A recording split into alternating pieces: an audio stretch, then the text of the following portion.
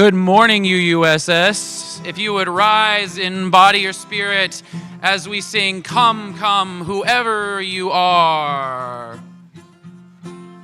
Come, come, whoever you are, wanderer, worshiper, lover of leaving. Ours is no caravan of despair.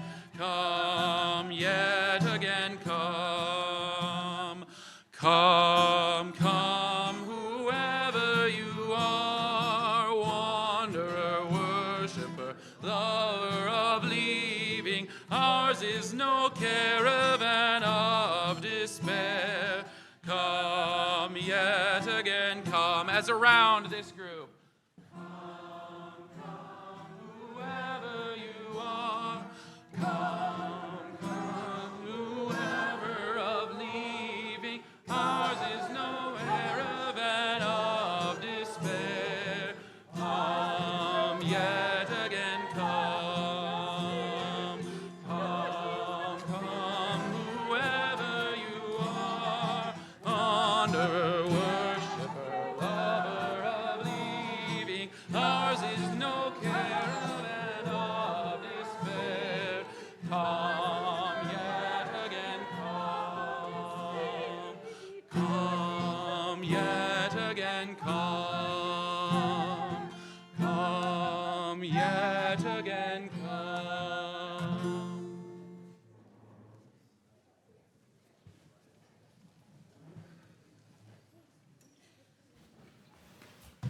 Good morning.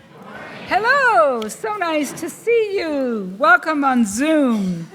I am Celia Buckley, and I am one of the many worship associates here today.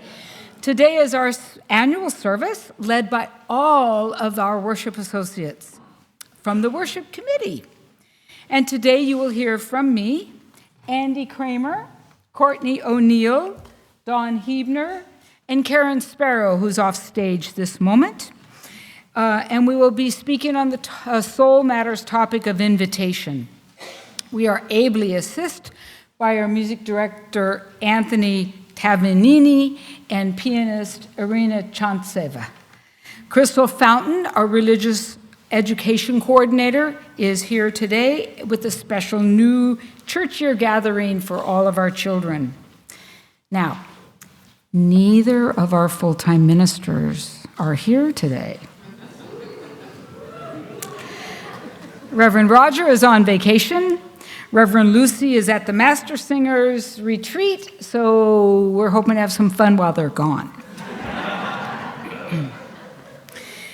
If you're new to UUSS, either here or on Zoom, we extend a special welcome to you. Please fill out a newcomer's card, either out in the welcome hall or on the website link after the service so we can connect with you. And do sign up for the weekly minister's message that comes out every Friday.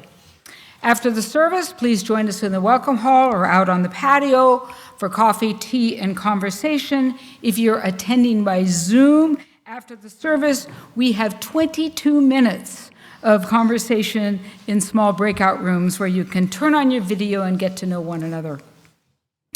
If you'd like to follow what's happening today, please, there are copies of the order of service on the back table, or there is a link in the Zoom chat. And also, you will find a copy of our weekly calendar, which we very excitedly call the Blue Sheet. And just a couple highlights from the Blue Sheet. Coming up on Friday is both an opportunity to do some art for those of you who identify as being Crohn's. And there is also a family potluck dinner that is hosted by Crystal Fountain. Everyone is welcome, and no signups are necessary. So that's Friday at 5:30 p.m. We now have a special announcement from Karen Sparrow. Where are you, Karen? The auction is coming! The auction is coming!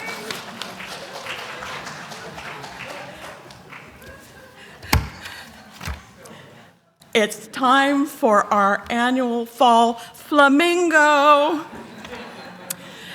Our annual auction event is scheduled for Saturday, November 9th from 4 to 6 p.m. Activities are also planned for the children. Uh-oh, hang on. Our goal is to have fun, build community, and raise money for our operating fund. This year, it's going to be a little different format than in the years past. Join us for a happy hour format, not a full dinner. Our fabulous caterer extraordinaire, Tiki Harlow, and her helper team are going to provide appetizers, drinks, and desserts. Right, who'd applaud? Yay, Tiki. In addition to the always fabulous live auction, Fund a Need, and raffle basket, we have added a 50-50 cash giveaway and a photo booth complete with fall background and flamingo-y props. Tickets are going to go on sale in a few weeks, but here's how you can help today. Donate some services, dinners, events, theater tickets to the auction. So far, we have an apricot extravaganza dinner, a leisurely lakeside stroll, helpful services, fun classes, and theater tickets. Donate a theme basket. I don't know, think of something like a doggy or a cat care package, or maybe Italian cooking goodies. Maybe your donation will be chosen for the live auction. So far, we have 5 days in Bodega Bay. Ooh, I heard that. Or our handyman, John McMillan, always my favorite part. I know. During today's coffee hour, visit the Flamingo table out on the patio for more information. You can also check out the volunteer opportunities for that event. Zoomers, please check the weekly messages on Fridays or the website for more information. Do come and join us for the Fall Flamingo so we can fund our flock.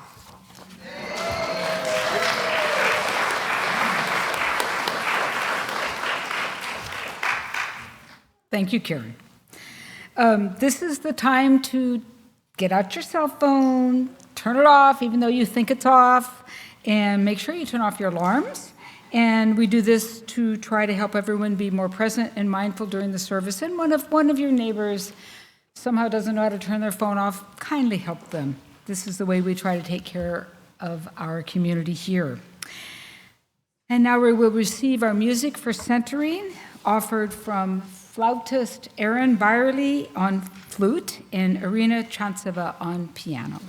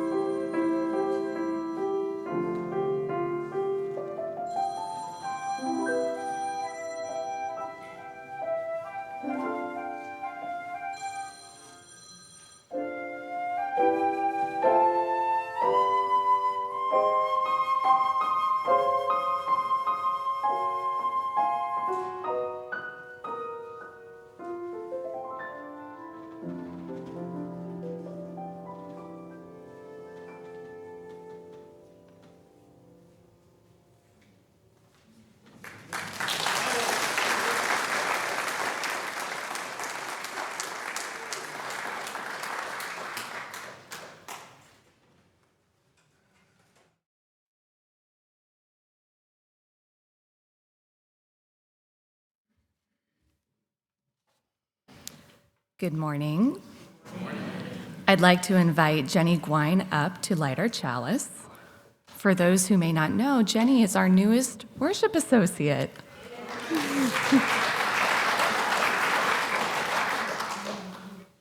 The reading from our chalice lighting is A Theology of Welcome by Reverend Dr. David Breeden.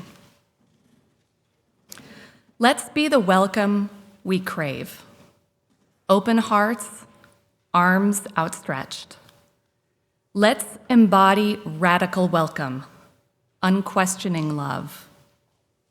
Let's be the welcome we crave, deeply hearing voices and hearts.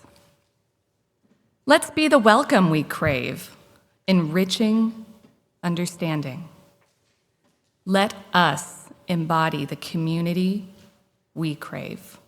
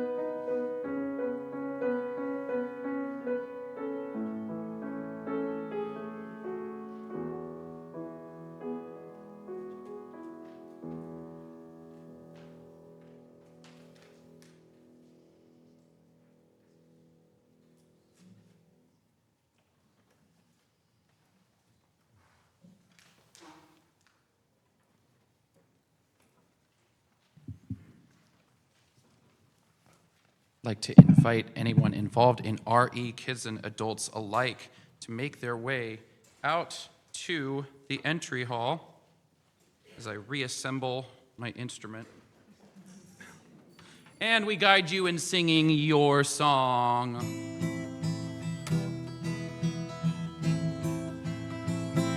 You gotta put one foot in front of the other and lead with love. Put one foot in front of the other and lead with love. You gotta put one foot in front of the other and lead with love. Put one foot in front of the other and lead with love. Lift up your eyes.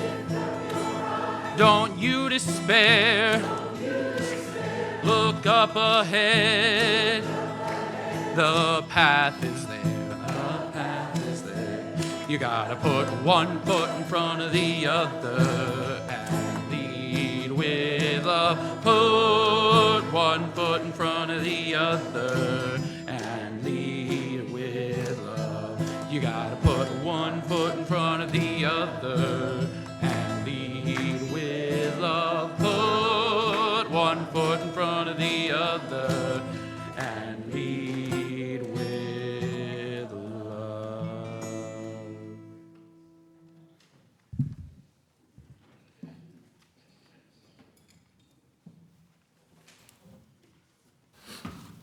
I'm Andy Cramer. I was raised in a very Catholic family. I attended Catholic schools and church each Sunday, and I continued to attend church during my college years, and I taught in Catholic high schools in my 20s. But it was during my mid-20s that my active participation started to wane. There were a lot of reasons for that, but most significantly, I didn't feel any personal relationship or experience with God. I can recall 2 conversations during which I was talking with someone who was sharing about their faith and their relationship with God. The focus would then awkwardly shift onto me as I realized I've got nothing. It was increasingly clear to me that I doubted the existence of God, and I certainly didn't have a personal relationship with a deity. Fast forward about 15 years, once again, I found myself attending church regularly, this time a small UU congregation, mostly because my young family was attending, rather than any particular desire on my part. But over time, it grew on me. I liked the sense of community, I respected the 7 principles, and I enjoyed the Sunday services. Over time, being a UU became part of who I am. It is both a search to find meaning in my life and a source of inspiration. While I became more involved in church over time, it was almost always in administrative ways. You hear the expression, "I'm spiritual but not religious," but I half joke that I'm religious but not spiritual. I'll serve on a committee, work on stewardship, and serve on the board of trustees, but I still shrugged and mumbled about being agnostic when conversations turned to my beliefs. You could say that I'm spiritually undeveloped. Recently, I went for a hike along the Yuba River.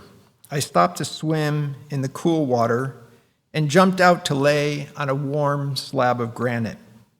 I felt a strong, physical, almost elemental connection with the earth. Wow, I thought, I might be a pagan. That remains to be seen. But I am inviting space in my life for a regular spiritual practice, in this case, meditation.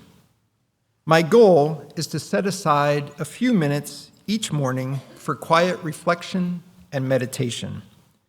I can't say for sure what I'm inviting in as the benefit of that practice, or exactly where this journey will end.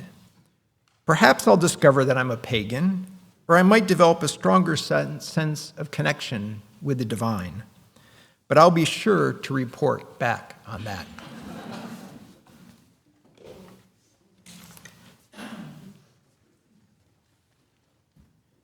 Thank you, Andy. In the early fall of 1991, I was invited to attend a concert by a mutual singer, Anne Seeley, and we sang in the Sacramento Symphony Chorus. I was somewhat unfazed when Anne said the concert was being held at her church, as churches are frequently rented as music performance venues. However, I had lots of opinions about religion, and after graduating high school in '69, I came out as a lesbian, and I then categorized all churches as institutions that spewed hatred, bigotry, and oppression. The very thought of churches filled me with anger and resentment. So imagine my surprise when I discovered the concert was actually a church service. Despite my prejudices, I enjoyed the UU folk singing traveling duo who cast their music as a church service. And that was the first time I entered a Unitarian Universalist worship space.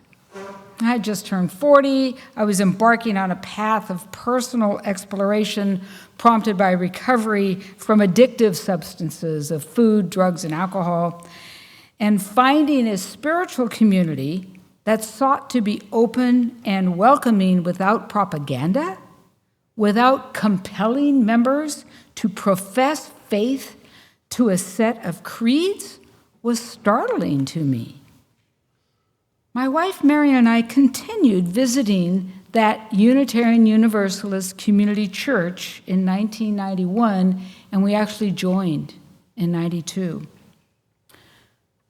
My beliefs, my understanding of diversity, and how to participate in the world has changed and evolved, as does the Unitarian Universalist faith.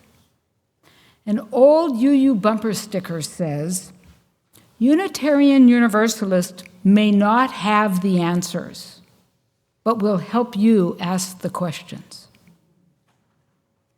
That simple invitation to attend a music concert launched unexpected connections and a path of exploration of new perspectives and profound personal growth. I'm so grateful that I accepted that invitation.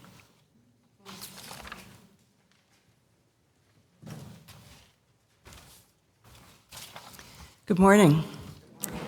I'm Dawn Huebner, one of your worship associates, and I'm also the chair of the Caring Committee here at UUSS. In this spiritual community, we make space for happiness and pain, hope, despair, wonder, and awe. We make space for the swirl of feelings that embraces us, envelops us, and reminds us that we are on a shared journey, each with our own joys and sorrows, and each still able to make room for the joys and sorrows of others. From our community comes the following news. Carol Jacobs is now a great-grandmother. Joyce Bray broke her arm. After a time in rehab, she is hopefully back at home or will be soon. Patricia Wenzel shares that her friend Cheryl remains in the hospital but hopes to return home soon for several months of recuperation. Prayers for her healing are appreciated. We hold these joys and sorrows next to our own, breathing through all that we have to bear, appreciating all that we get to enjoy. And our meditation words come from White Dove by Dana Faulds.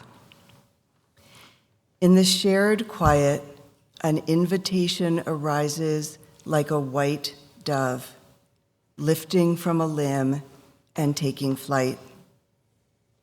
Take your place in the flow of grace. Draw aside the veil you thought would always separate your heart from love. All you ever longed for is before you in this moment, if you dare draw in a breath and whisper, yes. May our shared silence be to us a blessing.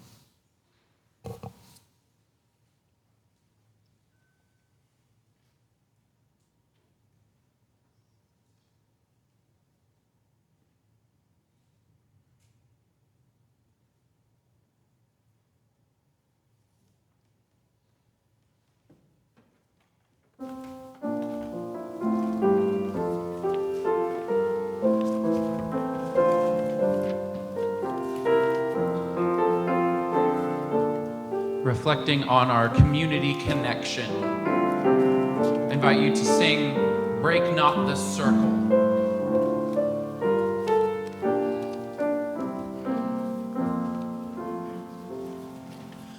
Break not the circle of enabling love, where people grow forgiven and forgiving. Break not that circle, make it wider still, till it includes, embraces all the living. Come wonder at this love that comes to be, where words of freedom are with humor spoken, and people keep no score of wrong or guilt, but will that human bonds remain unbroken. Join then the movement of the love that frees, till people of whatever race or nation will truly themselves stand on their feet, see eye to eye with laughter and liberation.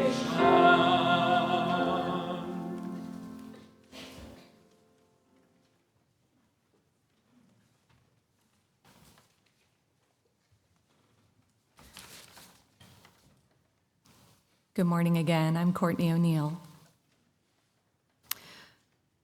I'm a somewhat introverted person. I love good conversations and I enjoy attending events, but afterwards, I need time to recharge. After attending a big party or event, my family knows I will need quiet time to decompress and re-energize. As an introvert, I don't mind spending time alone, and I enjoy activities that I can do solo, reading, playing the piano, or meditation. During the COVID lockdowns, my introversion turned out to be a benefit. I had more extroverted friends who were suffering due to social isolation. But for me, it wasn't a problem. In fact, in 2020 at that time, I was a parent to a 7-year-old daughter and 4-year-old boys whom we were beginning to suspect had some sensory challenges that we needed to investigate. My husband and I were working full-time, parenting full-time, and trying to keep the wheels from falling off of our family wagon. We were exhausted. Even a simple family dinner would feel daunting to throw together. While the pandemic was frightening, to me, the lockdown did not feel oppressive. It felt like a relief. It felt like the world was finally slowing down to the pace that I needed to be at. But something happened to me during lockdown. Without in-person social interaction to keep me balanced, my introversion grew stronger.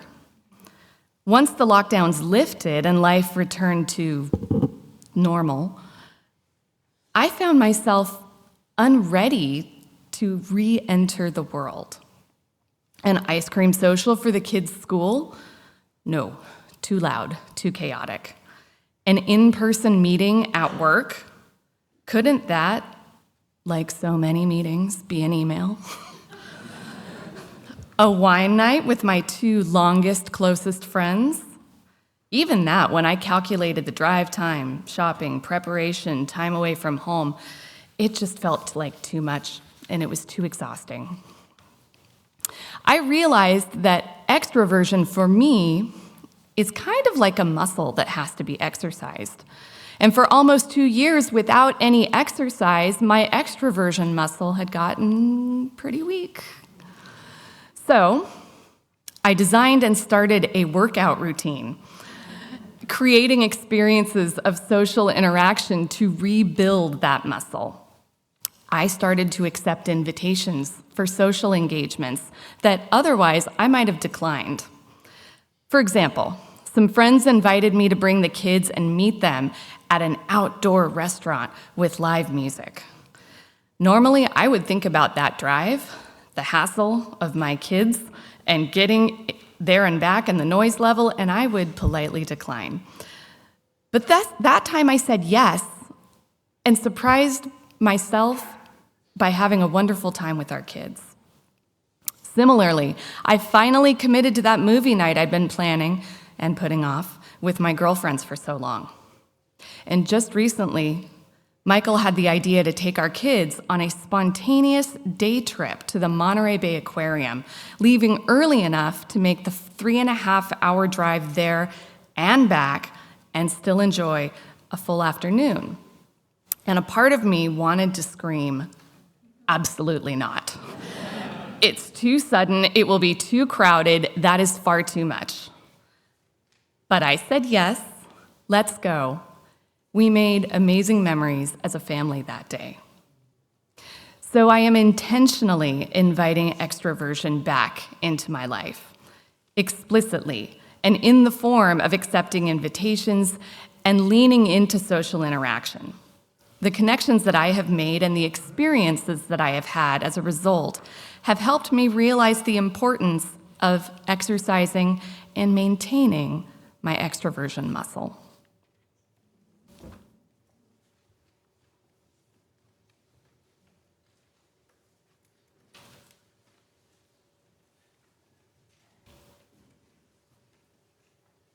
Our congregation's mission statement says, "We come together to deepen our lives and be a force for healing in the world."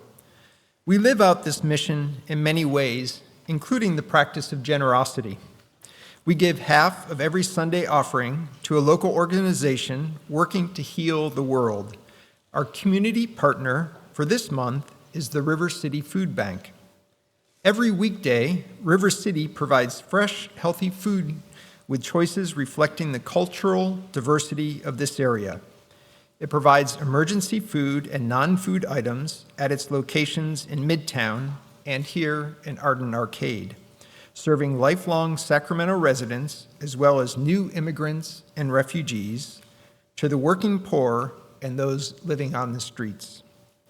To address childhood hunger, it provides healthy snacks to schools. It helps enroll in the CalFresh program for assistance. It assists with those who are unhoused and those barely hanging on. Thank you for your generosity to UUSS and our community partner. On the slide and in the chat in Zoom, you can see how you can contribute electronically or by mailing a check in here to UUSS. You can even text your donation from your seat. This morning's offering will now be given and received.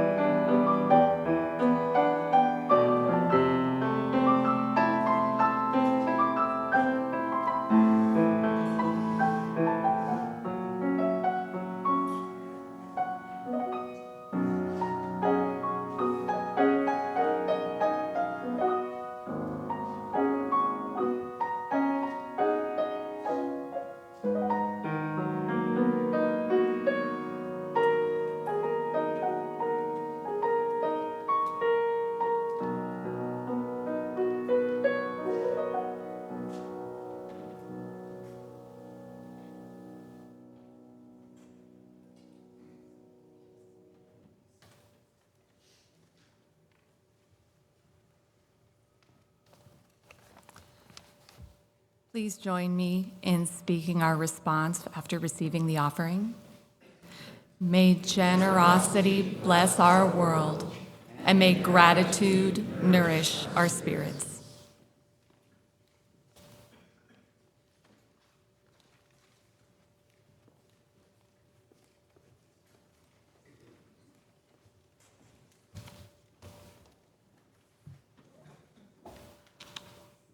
I'm Karen Sparrow. An invitation, by definition, is either a written or spoken request to be present at or participate in something. As a UU, I also identify as a pagan. I believe that my ideas, thoughts, and words create the world around me and frequently affect my life. I can invite into my world a whole litany of things, some physical, some mental, some emotional. However you describe it, I've done it and I believe in it. Here's a couple of examples. In the 1980s, I attended a spiritual seminar, and we were to write out our goals for 5 years in the future. You remember those from the 80s? Yeah. As it turned out, I had an occasion 5 years later to find that very journal and reread the goals I had written. I said I would be living in a beautiful home on top of a mountain surrounded by trees and a forest. As I read those details of my goals, I was taken aback. Then I started to laugh. Great holy snack buckets, it came true. What I failed to state in that declaration of goals was that I wanted the house to be mine. The reason I found that very journal was I was moving into that very house in the trees, in the forest, due to financial difficulties. I was renting a room from a friend who happened to own that beautiful home at that top of the mountain. Clarity is everything. Be very careful what you wish for. Be very specific. Little did I know my power in the universe was so incredibly strong because it happened again. I invited into my life once again, and I missed that clarity part. On Sunday, July 28th, in this very congregational sanctuary, Celia and I were setting up for the Harvest Communion. As I am wont to do, I was moving across the floor at approximately Mach 9 and hit a patch and went down on my knee like a rock in a pond. Long story short, I broke my right kneecap. Celia, being the amazing nurse that she is, sat me down immediately, found me ice packs to comfort me. As I sat there in pain and iced my knee, I was pondering, how the heck did this happen? Then I realized, with blinding understanding, I did it to myself.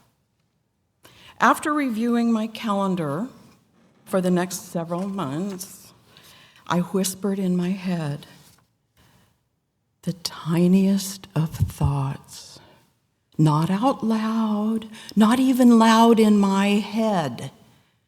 I wish I had more time at home. So far, it's been 48 days.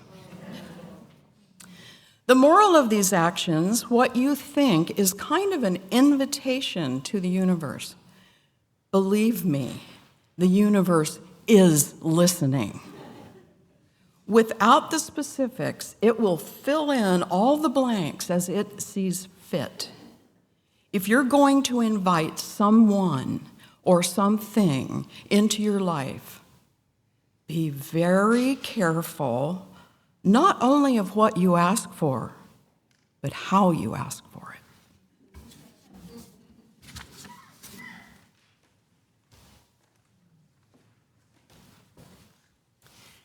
Mine is the final reflection today on invitation. So I had that dream a few weeks ago. You know the one. In my version of it, I'm in college, and I've signed up for calculus, except somehow I've managed to never go to class. And I finally show up, and it's the day of the exam. And I don't know a single thing. Nothing. And my heart is racing, and I know I'm going to fail, and I'll never amount to anything. And I wake up with my heart absolutely pounding and this awful sense of doom. Maybe your version of the dream is a little different. Maybe you're standing on a stage without having learned your lines, or you're rushing to the airport, already late for your flight. You are so unprepared. Because that's what the dream is about, isn't it? Except I'm a really well-organized person. I seldom procrastinate or mix up the times for things, and yet I have this dream, this horrible dream, kind of a lot. But this time, when I woke up, rather than racking my brain trying to figure out what I don't feel prepared for, it occurred to me that maybe, for me, the dream isn't about preparedness. Maybe for me, the dream is about math. Math makes me really anxious. Not basic math. I can bake, I can balance a checkbook, I can go to a store and figure out what 30% off is, but more advanced math, abstract math, math like calculus, that is the stuff of nightmares, literally. But if I've learned anything from my almost 40 years of working with anxious children and their parents, it's that the things that we run away from chase us. So I've decided to invite in advanced math. I went online and looked up prerequisites for calculus and found the following list: exponential functions, logarithms, and basic trigonometric identities. Nope, none of those. The basics, functions, graphs, and intercepts. Nothing familiar at all. Algebra and algebraic symbols. Okay, that might be the place to start. So I found a basic algebra course and have been learning or relearning about x's and y's and what they mean and how to manipulate them, opening the door to this thing that scares me and makes me feel inadequate, inviting it in. I don't know how many times I need to relearn this particular lesson, but apparently at least a few more. When I'm clenched, I need to unclench. When I'm scared, I need to step toward, open the door. Calculus, come on in.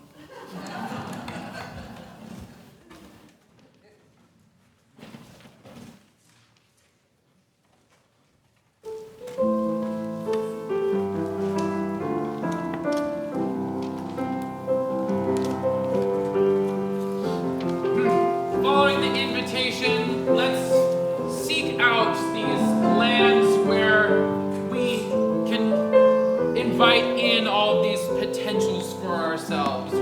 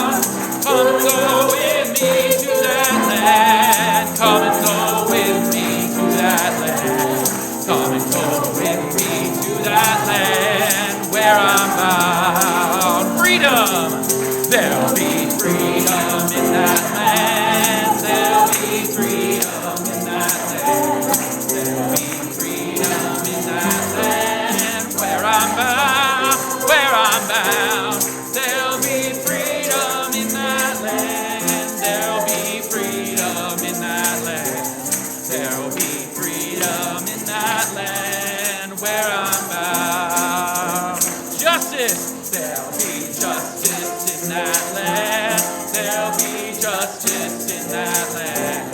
There'll be justice in that land where I'm bound. There'll be justice in that land. There'll be justice in that land. There'll be justice in that land where I'm bound. Singing, there'll be singing in that land. There'll be singing in that land. There'll be singing in that land where I'm bound, where I'm bound. There'll be singing in that land. There'll be singing in that land. There'll be singing in that land where I'm bound.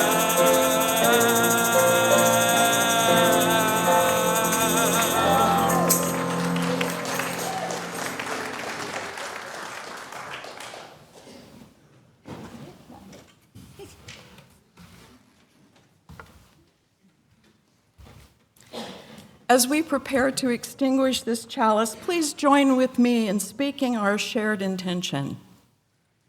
We extinguish the flame, but we carry the light, love, and commitment to this gathering into the days to come. And I invite you to open your hearts, your hands to invitations that come to you in this life. And please join me with the first benediction I heard in a UU church. May faith in the spirit of life. May faith in the spirit of life. Hope for the community of earth. Hope for the community of earth. And love of the sacred in one another. And love of the sacred in one another. The hour is now and in all the days to come. Be ours now and in all the days to come. Blessed be. Blessed be. Come on. Yeah.